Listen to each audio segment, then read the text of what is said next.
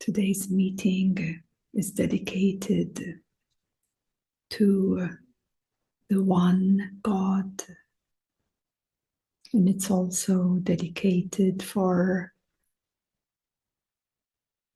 you as a soul to open that love of your soul and devote to God, the absolute, the one source, the formless God, also known as Nirguna Bhakti. How the selflessness can devote to the absolute God through every action, every motion, every moment of your soul's life experience. Even here on this earth, in the midst of all dualities, in the midst of all separations and suffering,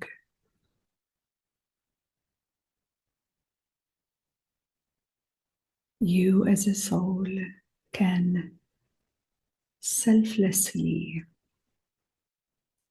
consecrate your whole life experience and offer all the fruits of your actions to God. And have only one focus, only one attention, only one remembrance.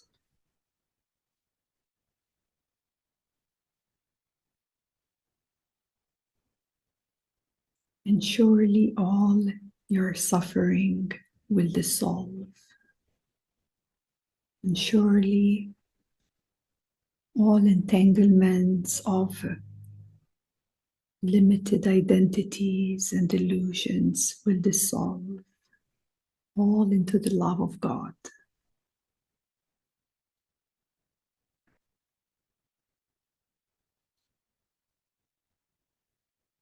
So the intention when practicing bhakti is to devote oneself to the divine in everything that you do. Whether you are producing music, whether you are cooking the best meal, whether you're doing your mundane chores, you devote oneself to the divine, absolute God in everything. Thus, that allows you to see God in everything, allows you to remember the presence of God everywhere you go, because your body is your ashram. It is your sacred temple. It is where the presence of God resides.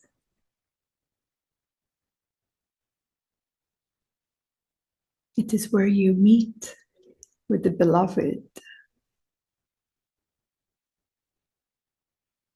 It is where even the mundane and material becomes sacred. Because in God it's all inclusive.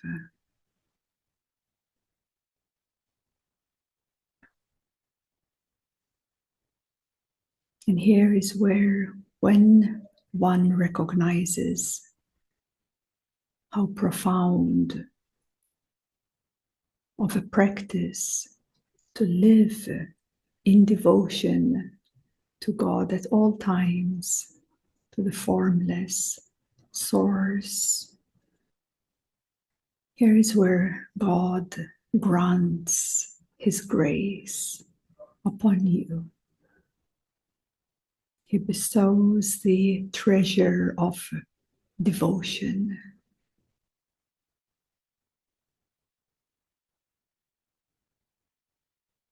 And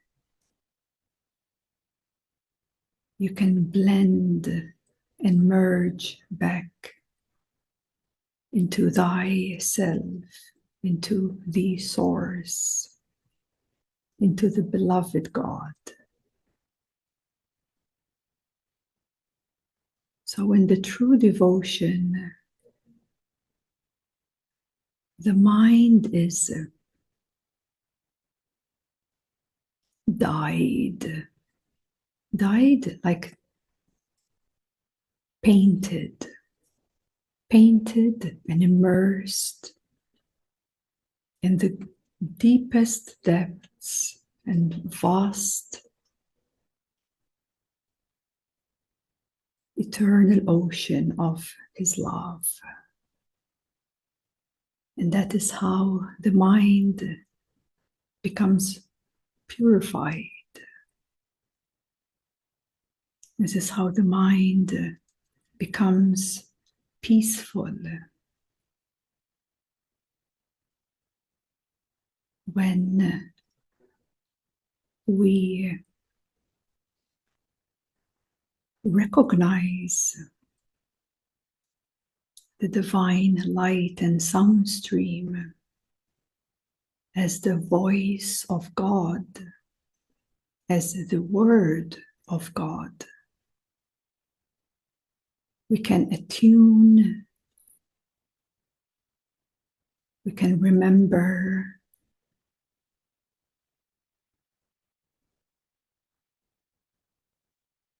and as we live by that divine light and sound stream, it's living in surrender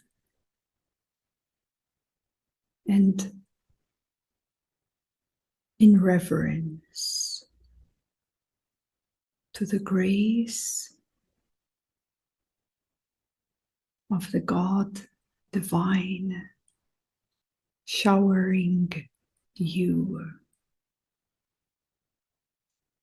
holding you, encompassing you with great pure love. So when the mind recognizes and attunes to this devotional stream and worship,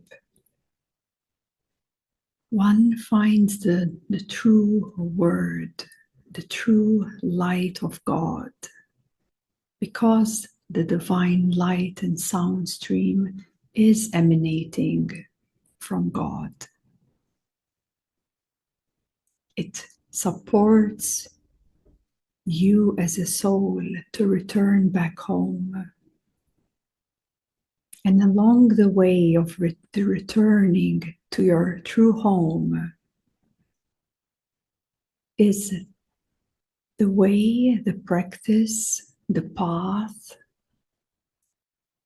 of the ever allowing, ever surrendering the personal will and personal ways, until one becomes absolutely selfless. So selflessness brings you, returns you back to your true home.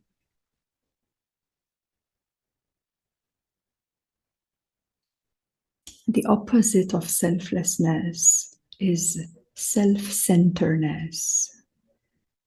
And this is also experienced in many spiritual people. There can still be an element of self-centeredness there. There can still be an element of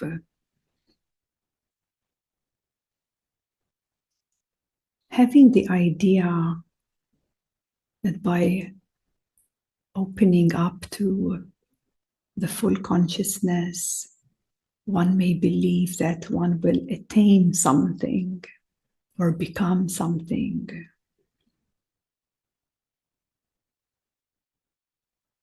But this is far from the truth. Because on your way, on your path, in devotion, in reverence to the source, God divine, it's the other way round.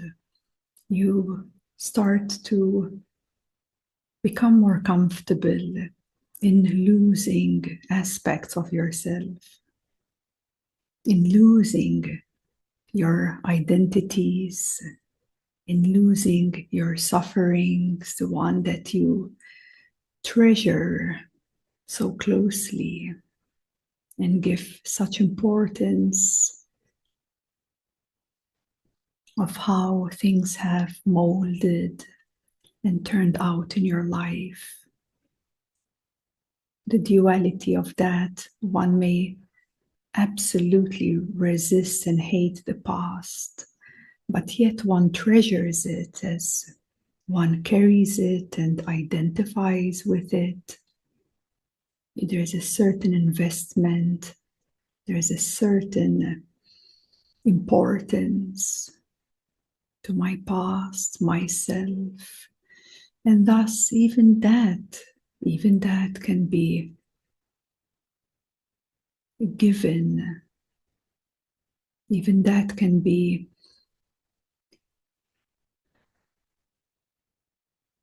allowed to absolutely be, make absolute peace with your past identities, your past experiences. And one way to do that is to become selfless.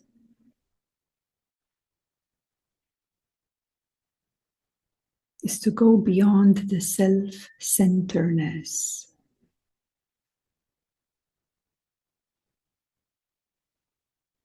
Because one may build up this momentum of becoming someone better than another, reaching higher consciousness, or this person is better than that person. So many influences of mind and personal ways, still so infused and holding its position of the separated self. But when we practice selflessness, and especially practicing devotion,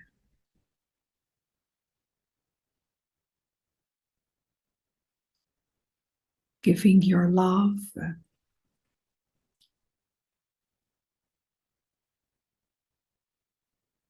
to the formless,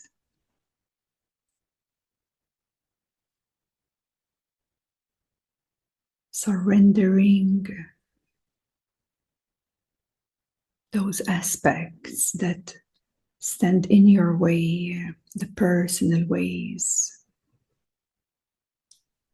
the personal suffering. And maybe God is unknown to you. That is okay. You can surrender to the unknown. 。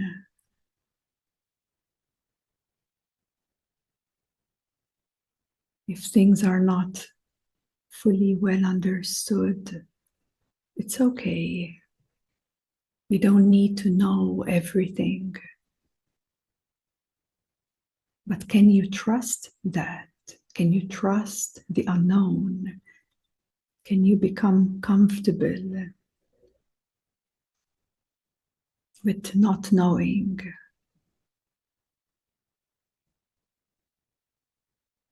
Can you be absolutely okay with where you are now?